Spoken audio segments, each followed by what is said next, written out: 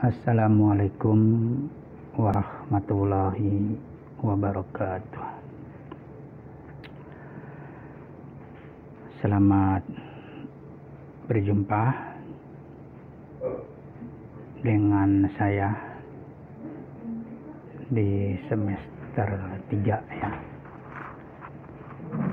Yang mungkin Anda di semester 1,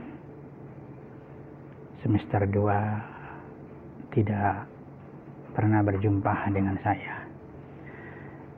Karena memang mata kuliah saya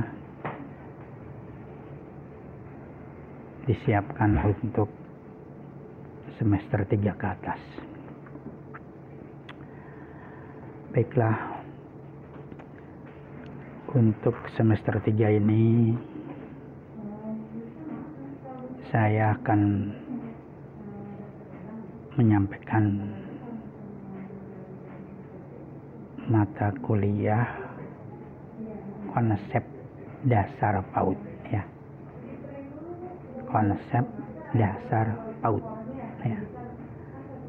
Saya yakin Anda tahu PAUD yang dimaksud di sini adalah pendidikan anak usia dini. Bagaimana pendidikan anak usia dini itu konsep dasarnya dibangun. Nah, mari kita lihat ya.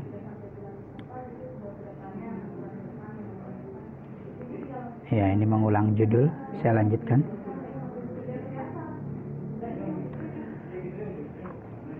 Dimulai dari visi pendidikan nasional. Visi pendidikan nasional ya. Itu artinya harapan besar, impian besar, keinginan besar dari proses pendidikan secara nasional yang ingin dicapainya. Nah, visi pendidikan nasional kita itu insan Indonesia cerdas dan kompetitif. Insan Indonesia cerdas dan kompetitif. Kita ambil dua kata. Yang pertama cerdas dan yang kedua kompetitif. Kita akan mulai dengan bahasan kita tentang cerdas. Nah, cerdas di sini meliputi 4 aspek. Aspek yang pertama, olah pikir, mengolah pikiran, berarti cerdas intelektual. Cerdas yang kedua itu mengolah hati atau mengolah kalbu, berarti cerdas spiritual. Dan cerdas yang ketiga yaitu mengolah rasa, berarti cerdas emosional dan sosial. Dan yang terakhir, cerdas olahraga, berarti cerdas kinestetik.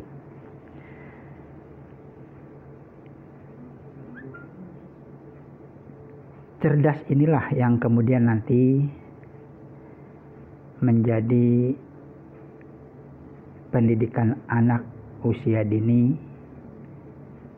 yang merupakan awal dari pendidikan karakter. Jadi karakter ya. Apa itu karakter? Bisa dibilang karakter itu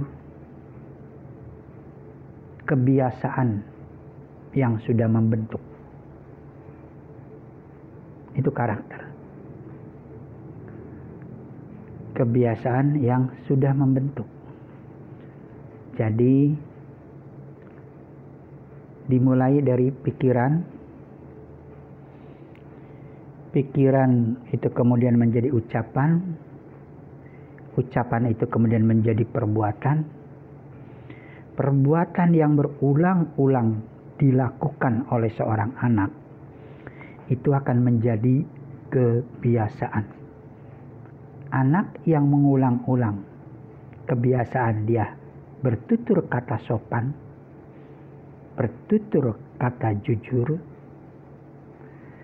maka dia akan memiliki kebiasaan bertutur kata yang sopan, kebiasaan yang jujur. Bila anak sudah memiliki kebiasaan-kebiasaan yang baik tadi seperti bertutur kata yang sopan, kemudian jujur, maka dia akan memiliki kebiasaan tersebut. Dan kebiasaan tersebut akan mendarah daging, tersimpan di dalam pikiran bawah sadarnya, sehingga dia menjadi karakter. Makanya pendidikan anak usia dini itu menjadi awal pendidikan karakter. Karena di anak usia dini itulah masuk input-input yang paling awal, ya, masukan-masukan yang paling awal menyangkut apa saja, termasuk menyangkut pembiasaan. Saya lanjutkan pembahasannya. Nah, ini keterangan yang tadi. Cerdas, ya. Cerdas meliputi olah pikir, yaitu cerdas intelektual. Apa yang dibangun dari cerdas intelektual tadi itu meliputi kemandirian iptek, kemandirian ilmu, pengetahuan dan teknologi. Di sini ada kata kemandirian, artinya ilmu, pengetahuan dan teknologi yang dibangun sendiri oleh pribadinya, bukan bergantung pada orang lain. Jadi kita diharapkan bisa melahirkan anak-anak yang memiliki kemampuan menguasai ilmu, pengetahuan dan teknologi yang mandiri, dalam artian nanti dia bisa menciptakan produk-produk teknologi. Entah apa produknya itu, ya. Apa pesawat yang bisa mundur, ya. Apa nanti pispot yang smart, orang buang air langsung keluar ukuran kolesterolnya, tekanan darahnya, ukuran asam uratnya, ukuran gula darahnya, ya, karena sudah dikeluarkan kotorannya tadi, termasuk air seninya dan sebagainya, atau yang lain-lainnya. Cerdas intelektual juga meliputi sikap kritis. Sikap kritis ini artinya sikap yang tidak menerima begitu saja. Diawali dari, kalau pada anak-anak, ya, dimulai dari atau diawali dari berani bertanya. Jadi orang bertanya itu merupakan awal dari sikap kritis, bukan awal kebodohan. Saya ulangi lagi.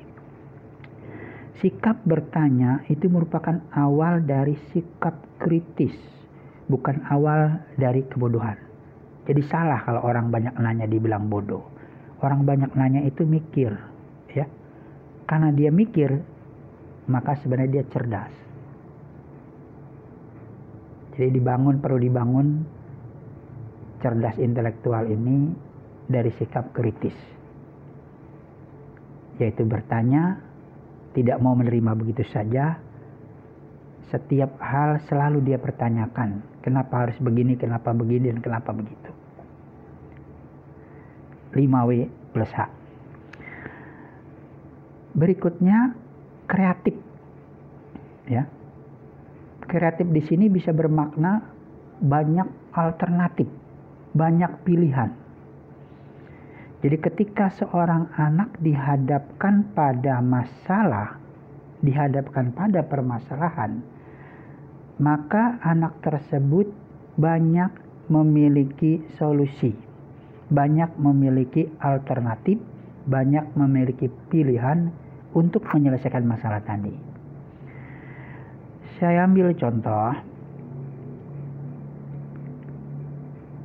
kalau kita berangkat ke Bandung, ya, maka alternatif jalan ke Bandung itu tidak harus selalu dari Jakarta ke Puncak, ya, Ciawi terus ke Bandung. Banyak jalan untuk ke Bandung itu. Bisa juga lewat tol Padalarang, Cipularang. Bisa juga naik kereta dari Gambir, ya. Bisa juga lewat jalan Sukabumi, ya. Jadi banyak jalan menuju Bandung. Nah, itu artinya banyak alternatif, banyak pilihan. Itu orang kreatif. Tidak itu melulu, gitu ya.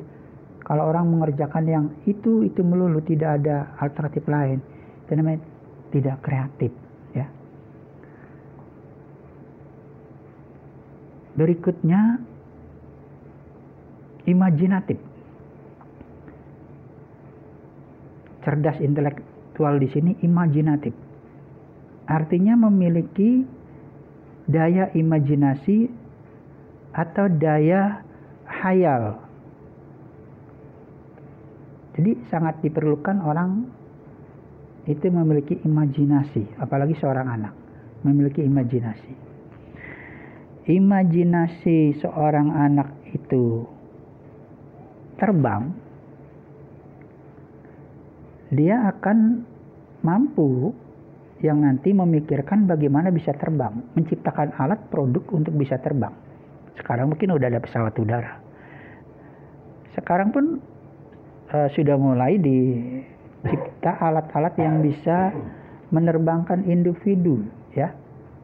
Baik itu para layang maupun itu mesin-mesin yang diciptakan diinjak seperti sepatu kemudian terbang, ya. Atau mungkin banyak lagi lainnya, ya, yang bisa dia ciptakan. Itu dari imajinasi terbang. Yang mulanya itu dianggap sebagai hayalan. Berikutnya cerdas spiritual. Yang kedua, olah hati. Menyangkut iman, ya, keyakinan seseorang kepada Sang Pencipta, ya, diiringi dengan takwanya, yaitu menjalankan dan menjauhi larangan yang diperintahkan oleh Sang Pencipta. Itu takwa. Akhlak mulia, artinya memiliki tutur kata, perilaku yang sesuai dengan tuntunan dari keyakinannya. Kalau dia seorang muslim, maka akhlak mulianya, tutur katanya, perilakunya itu sesuai dengan tuntunan ajaran Islam, Al-Quran dan hadis, ya. Boleh plus ijma ulama boleh, ya. Itu tinggal pemahamannya, ya, pemahaman. Yang tidak dari Al-Quran di hadis, ya, ulama akan membuat kesepakatan, namanya ijma. Budi pekerti, ya. Ini hampir pada wilayah yang sama, ya. Akhlak mulia, budi pekerti, hanya berbeda kata, ya. Soal perbedaan itu pekerjaan para pakar, itu biasa, ya. Tapi intinya adalah berbicara tutur kata, perilaku yang baik. Itu menyangkut akhlak mulia, budi pekerti. Pribadi unggul. Nah, ini dia. Menjadi pribadi yang tangguh. Jadi ketangguhan di sini justru yang dibangun spiritualnya. Iman, takwa, akhlak mulia, budi pekerti. Kalau dia memiliki kemampuan seperti itu, menguasai itu, maka dia akan menjadi pribadi yang unggul. Yaitu pribadi yang tidak mudah menyerah. Pribadi yang siap untuk tampil menjadi number one, orang nomor satu. Berikutnya yang ketiga, cerdas sosial dan emosional. Ini menyangkut olah rasa ya. Aspeknya, bidangnya sensitivitas, kesensitifan. Ya. Ini soal perasaan. Ya. Kalau Anda melihat orang tua berjalan kemudian terjatuh, nah di sana akan terpanggil sensitivitas Anda. Kalau Anda bergerak menolong orang tua tersebut, berarti Anda sensitif, ya, terpanggil untuk menolong orang tua tersebut. Ini sensitivitas. Tapi kalau Anda tidak terpanggil, ya Anda dianggap sebagai orang-orang yang tidak punya perasaan. Kok nggak sensitif? Orang tua Anda dimaki-maki orang, Anda diam saja, Anda nggak sensitif gitu ya. Harusnya Anda marah, karena itu orang tua Anda. Wajar, nggak apa-apa. Kalau Anda orang tuanya dimarah-marahin orang, Anda harus marah gitu ya. Kapan Anda mau marah, pada wilayah bagaimana? Pada wilayah-wilayah yang menyangkut kesensitifan. Karena orang tua Anda adalah orang tua yang harus dihormati oleh Anda, harus diperlakukan baik oleh Anda. Dia adalah manusia setengah dewa, istilah kata. Setelah Tuhan itu orang tua Anda, pengabdian Anda diberikan ke sana. Kalau orang tua Anda dimarahi oleh orang lain, Anda diam saja. Di mana giroh Anda? Di mana cemburu Anda? Karena giroh dan cemburu tadi itu adalah ukuran mahabbah, ukuran kecintaan Anda kepada orang tua Anda. Jadi Anda harus marah, ya. Itu sensitivitas. Berikutnya apresiasivitas. Apresiasivitas artinya memberikan penghargaan kepada di sekitar Anda, siapapun dia, apalagi anak-anak, yang melakukan hal-hal yang terbaik di lingkungan masyarakatnya. Berperilaku baik, bertutur kata baik, ya. Apalagi dia bisa berkarya, bisa menjadi orang yang number 1, juara pidato, juara baca puisi, ya kan? Juara MTQ. Perlu diberikan apresiasi, diberikan penghargaan, diberikan penghormatan kepada orang-orang tersebut, walaupun hanya sebatas acungan jempol, like, saya suka, walaupun sebatas itu. Lebih jauh lebih bagus. Berikan hadiah lebih bagus, ya. Berikan fasilitas untuk mengembangkan semua keahlian dia, itu lebih bagus. Berikutnya seni dan budaya, ya. Jadi sosial emosional menyangkut seni dan budaya. Jadi pada anak perlu adanya jiwa seni, perlu adanya kecintaan kepada budaya. Karena seni dan budaya ini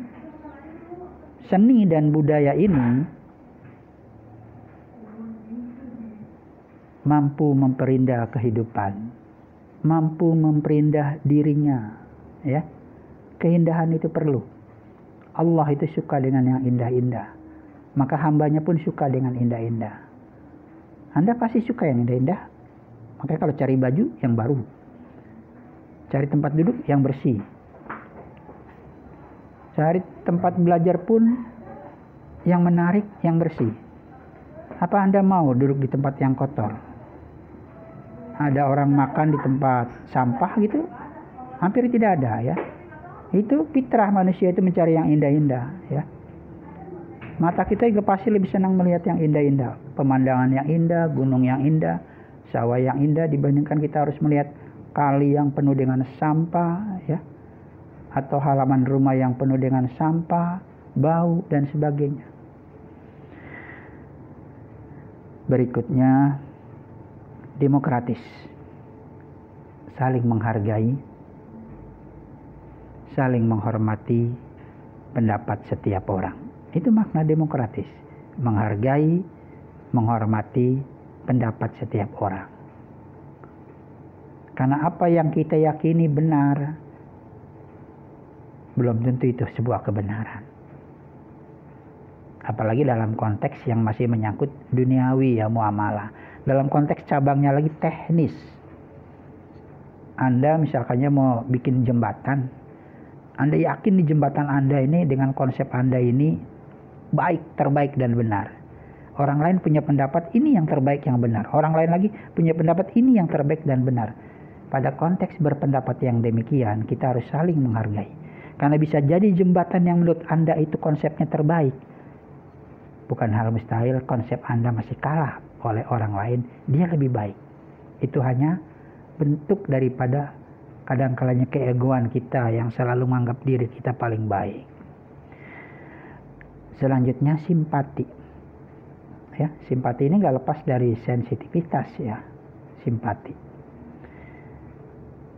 Kita dituntut untuk bersimpati pada orang-orang di sekitar kita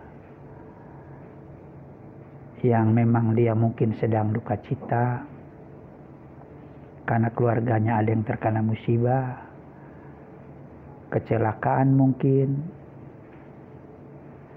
meninggal dunia mungkin, atau kena bencana alam. Maka kita perlu simpati. Simpati ini merupakan rasa atau turut merasakan kesusahan orang lain. Itu simpati.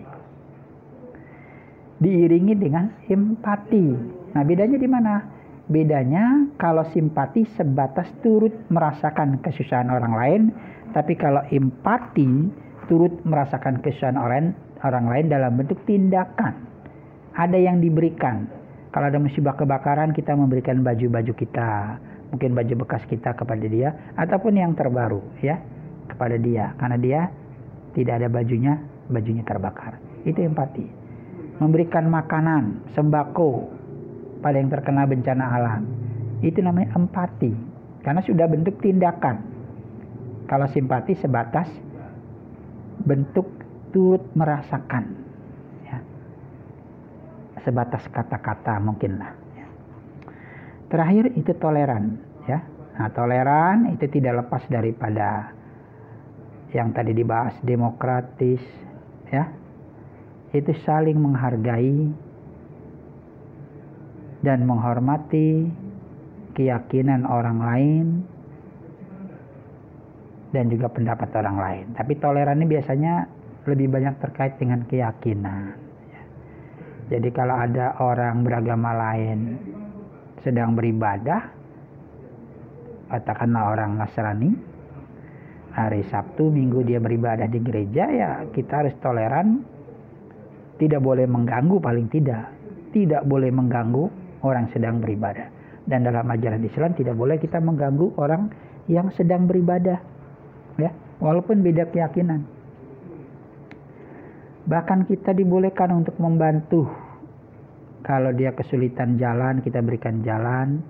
Kesulitan tempat parkir kendaraan, kita berikan tempat parkir kendaraan. Bahkan kalau ada yang mengganggunya, kita harus menjaganya, ya. Ini soal toleran, ya. Karena dia sudah punya kesepakatan untuk hidup bersama dengan kita. Untuk saling menjaga, saling menghormati. Dan yang terakhir itu cerdas kinestetis. Di sini di aspek olahraga ya. Pada dasarnya aspeknya menyangkut gerak anggota tubuh. Tangan, kaki, badan, kepala ya. Sehingga pada penghujungnya ini menyangkut keterampilan. Jadi cerdas kinestetis bagaimana kita mengupayakan supaya tubuh menjadi sehat, bugar. Kalau kita sehat dan bugar, maka kita akan memiliki daya tahan yang cukup kuat dalam belajar maupun dalam bekerja. Kalau anak-anak sehingga dia siap untuk belajar, tidak gampang lelah. sigap, cepat ya dalam merespon, terampil ya, menguasai di dalam mengerjakan sesuatu. Itu terampil ya. Dia bisa mengerjakannya. Trengginas, sehat, bugar, berdaya tahan, sigap, terampil, trengginas. Itu menyangkut kinestetik, cerdas di bidang kinestetik, artinya di bidang olahraga. Saya lanjutkan. Nah, apa itu kompetitif? Kompetitif ya. Kompetitif bisa bermakna bersaing ya. Jadi selain cerdas, kita diharapkan juga bisa kompetitif, bisa bersaing. Dengan siapa? Dengan orang lain. Kalau kita skupnya negara, dengan bangsa lain. Kalau skupnya individu, dengan orang lain. Untuk menjadi orang yang siap bersaing, kompetitif, maka ada hal-hal yang perlu kita miliki untuk menuju kompetitif tadi. Di antaranya semangat juang yang tinggi. Semangat itu perlu. Tidak loyo, tidak malas. Kayak Anda kuliah online begini ya. Anda mungkin beranggapan, malas. Biarin aja lah, yang ngomong-ngomong saya mah tidur. Yang penting kan saya tampil tuh, kelihatan gitu namanya gitu ya.